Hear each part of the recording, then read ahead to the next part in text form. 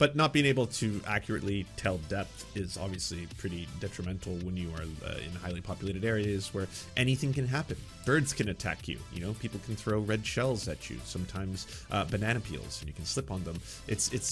I mean, it's a mirror out there on the roads. That's all I'm saying.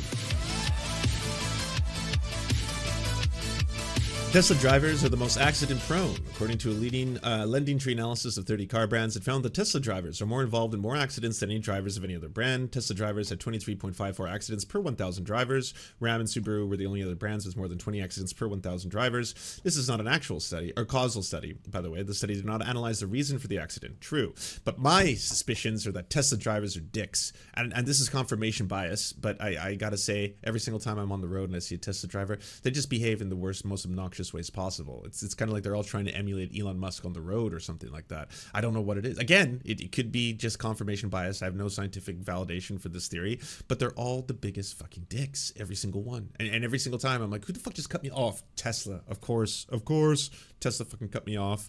The electronic car manufacturer is the world's most valuable automotive company. It is led by Elon Musk, the richest man in the world. He has long envisioned cars that are fully self-driving and has been pushing the envelope on this technology.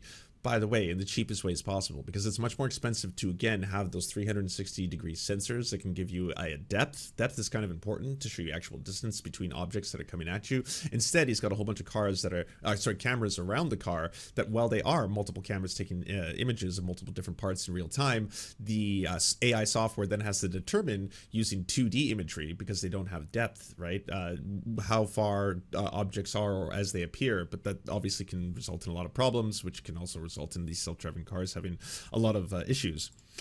In certain circumstances, when auto steer is engaged, the prominence and scope of the feature's controls may not be sufficient to prevent the driver misuse of the advanced driver assistant feature. The recall is aimed at fixing the system that is supposed to ensure that drivers are paying attention when they use the autopilot.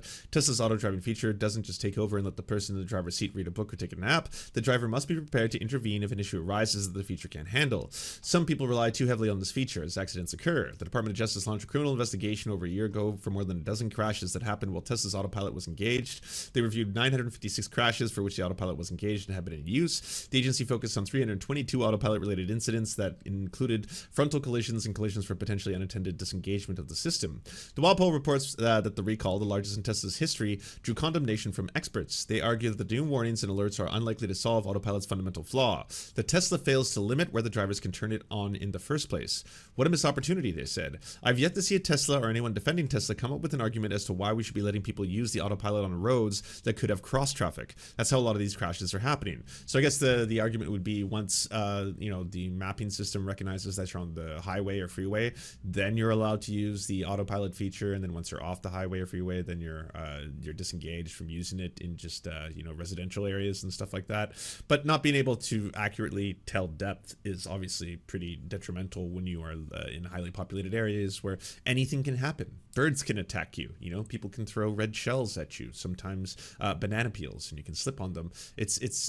I mean, it's a fucking nightmare out there on the roads. That's all I'm saying. Hey, Lost, good to see you. Everyone check out Lost channel. So that's why you know, this is one part of many. I did say that I wanted to show everybody the brand new John Oliver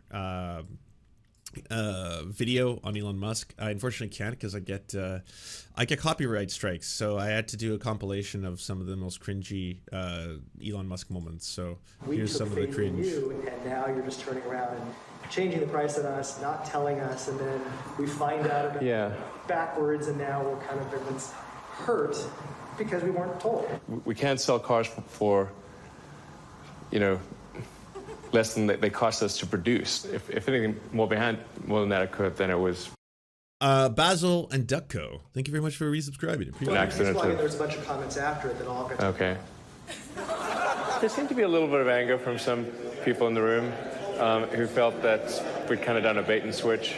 And I mean, that's sort of a little bit true that there was a bit of a bait and switch. I mean, that's I mean, kind of what happened. Not his only embarrassing product launch. 2 years ago, he introduced a Tesla robot by showcasing a prototype that was just a dancer in a robot bodysuit. And it was exactly as dumb as that sounds.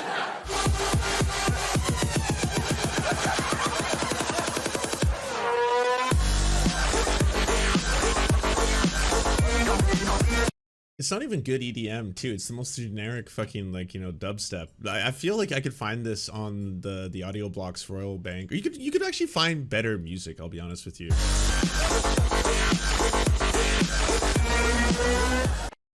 And by the way, that's what we said the future would be like when people invented that dance, the robot. That was a whole dance style that was invented to emulate what it would be like if robots were among us and dancing. But now it's being used to be like, this is the future. It's gonna look and act like this. All right, just use your imagination. Imagine this is not a person, and that whole thing. And then I added this because I think this is still one of the greatest cringy moments of Elon. This is what I want to say. Go ahead. Hungry How do you fuck up like the greatest layup? You know, it's like you get introduced, Dave Chappelle's like, ladies and gentlemen, the richest man in the world. Everyone's like, boo. And then he's like, I was saying boo earns. And then it's like, okay, say the line from the show that everyone loves. You can do it. Here's the mic. I'm going to show you how to do it first. Boom, your turn, right? And he still fucks it up.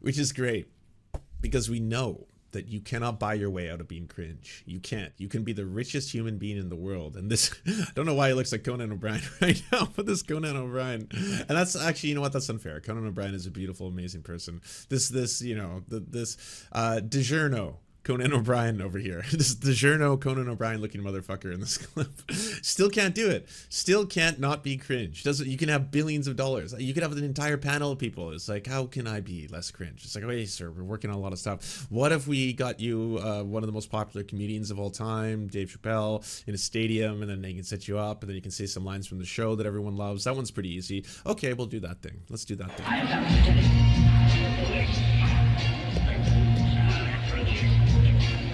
It's only been a year since Musk acquired Twitter, which is not really a long time, and the changes didn't even begin to roll out until less than a year ago, and yet the change has been dramatic. How much the window has shifted noticeably on issues like white identity, which apparently is suddenly mainstream. It wasn't for a long time. It seemed like Charlie Kirk said one or two things about it last year, and then this year, now everyone's a white nationalist. This one is really scary because it's kind of true. You know, to be completely honest with you, the way that a lot of the right-wing pundits talk now is the way that, like, straight up Nick Fuentes and Richard Spencer, full on, you know, a neo-Nazi and a white supremacist themselves, used to speak and be open and be isolated for it, because people could easily be like, well, yeah, that's just a fucking Nazi and white supremacist. That's how they talk. But now they all use a lot of the same terms. In fact, they're downplaying, Donald Trump directly quoting from Mein Kampf. They're trying to act as if like, well, I mean, the people are trying to say that this whole vermin thing is hearkening to fascism. What's the other one? He's saying it taints the blood of our nation. That does sound kind of Hitlery. Yeah. That's from Mein Kampf. Oh, so his ex-wife is revealing that he actually had a lot of Hitler's writing and that he was actually familiar with it. So okay. Well, I mean, it's like the dictator for a day thing. He's being silly. It's just to piss off the libs. We're owning the libs by becoming Nazis. That's what we're doing. We're owning the libs by becoming Nazis. Now everyone's a white identitarian. You open up one of the social platforms, it's so hot, it's so fast, it changes public opinion virtually overnight, and really in our favor. We'd be foolish to walk away from. I'm not aware of any specific efforts to address our concerns over his rhetoric, but that doesn't mean you mustn't trust the liberals, darling. They'll always betray you. That we accept or agree with or condone in any way that anti-Semitic rhetoric that he pushed. Yeah, we don't agree with it. We don't condone it. It was bad of Elon Musk to say that. It is him spreading a deeply anti-Semitic conspiracy theory, and then, you know, just saying you have said the actual truth is pretty clear and concise as to what his beliefs are. But yeah, we're not for it. We think it's bad. And then one last piece, the X-Files. I knew this button would pay off eventually. Yeah. Mulder, Scully, Monster of the Week. Hell yeah. We're doing it. Okay. Leaked documents reveal how staff on the social media channel were stripped of powers to remove toxic content from its platform. Elon Musk's X has instructed staff not to suspend users that post explicitly racist, sexist, and homophobic content or who send sexual material to another person as part of the new policy that has radically stripped back the company's moderation of abuse materials. Confidential documents obtained by the business post reveal in detail how X, formerly Twitter, has significantly watered down its trust and safety rules over recent months and how its policies allow abusive and hateful accounts to remain on the platform. Musk, a self-described free speech Karen, has spoken outly about the changes he made to the content moderation on X since he purchased the company for $44 billion, twice the original cost. The documents dating from June to October this year show how content moderators have been told not to suspend the users behind certain hateful materials, including content promoting physical harm against an individual, references to mass murders with the, quote, intent to harass, and content that incites fear about a protected category of people. The document gives several examples of posts that once would have been removed, a process that is used to include the authors being suspended or warned about their conduct, but now are allowed to remain with the visibility reduced. Now, a trove of leaked documents, including details, training manual, and a guidance document on how to deal with abusive content, shows how Musk's approach has watered down X policies and allowed hate-filled accounts to proliferate. X did not respond to a detailed query from the business post about this weekend or multiple requests for comment. Among the examples of a post that is no longer subject to the same level of enforcement is, the next stop on our Poland tour is Auschwitz. Jews, this is your last stop. Please get off here and take your luggage with you. Yeah. And some of the other options that they were saying previous, by the way, were they don't think that people sending unsolicited sexual material to other people warrants any kind of action. I mean, that are you just implementing a dick pic policy? Was it like, well, yeah, apparently you couldn't do the whole sending of unsolicited dick pics to people previously. Really? Oh, well, we can get rid of that. Oh, so you want people to just send unsolicited dick pics to strangers? Yeah. Well, I mean, they should have that right. That's freedom of speech, right? I mean, the other person doesn't have to respond. They can delete the dick pic, but you should have the freedom of speech to send unsolicited dick pics to whoever you want. That's what freedom of speech is, I think. Another example is a slur against black people that reads, this guy is such a, the slur, while the third shows a post which tags another user and features a photo of Hitler. Among other categories of material that are no longer subject to the same level of enforcement are unsolicited sexual posts sent to another user, posts that deny violent events such as the Holocaust, posts that refer to specific slurs for black, white, and gay people, posts that harass another user by sending a picture of Adolf Hitler, posts that reference mass murder, posts that call for the denial of support of a business of a protected category, posts that remove human characteristics or deprive groups or individuals of human qualities. The changes have been made as part of X freedom of speech, not reach policy, which is announced by the company in April. Training documents show how moderators are told not to take action to get these posts removed from X, but instead make them less discoverable for users. Look, we don't have to get rid of all of the stuff, the Holocaust denial, the dick pics, come on, the N-words. We just need to kind of make them seem a little less obvious. So just make them seem less obvious. And then I'm sure the advertisers are going to come flowing back eventually.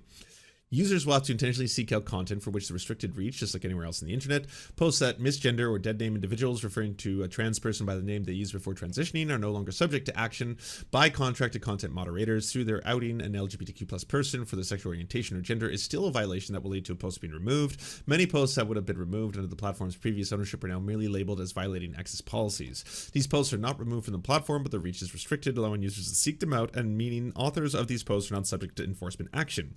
The file shed light on exactly how content moderators are to be dealt with hateful and abusive content and shows they've been instructed not to be as stringent in taking action against these types of posts. Musk's free speech approach has grown into significant financial problems for X, with a string of advertisers including Apple, Disney, and IBM suspending their activities on the platform. Also, it unfortunately has been way more hardcore than previous administrations for silencing speech. It's already been demonstrated that Musk is complying with authoritarian governments at a higher rate than previous administrations of Twitter in silencing, say, the speech of people who are dissidents of Narendra Modi in India, which of course is only serving an authoritarian regime and censoring free speech. But Elon Musk doesn't care about free speech. He just wants the speech that he likes the most to be the freest. That's the whole name of the game. That's the whole point of it. And he can definitely keep trying to pretend to be, you know, free speech space Karen and all that kind of shit, but that's what he cares about. You know, are you a visible minority trying to speak about how you're oppressed? Oh, well, it looks like your speech has been silenced. Yeah. Are you someone who has called for not a protected group, but billionaires to be like fired into the sun or something like that? Oh, well, you have to be silenced. You have your speech is no longer valid. Yes. No. It's just it's tricky. It's tricky. We'll say that. All right. Speech is complex, and apparently this is a big problem that everyone needs to worry about.